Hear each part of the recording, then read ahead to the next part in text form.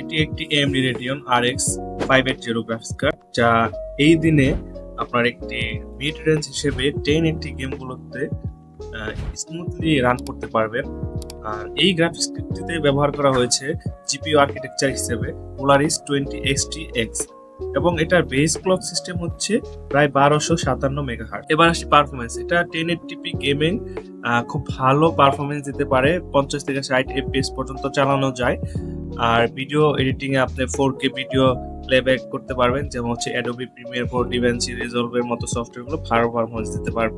এই গ্রাফিক্স কার্ডের ভালো দিক হচ্ছে এটা বাজেট ফ্রেন্ডলি, দামি, শক্তিশালী পারফরমেন্স, 1080p গেমিং এর জন্য চমৎকার, VR রেডি এবং ফ্রি সিঙ্ক সাপোর্ট করে। আচ্ছা, এটার খারাপ দিক যদি বলতে হয় তাহলে বলবো তুলনামূলকভাবে বেশি পাওয়ার খরচ করে এটা, নতুন জিপিইউ গুলোর তুলনায় কিছুটা পুরনো, আর রে ট্রেসিং সাপোর্ট নেই এটার মধ্যে।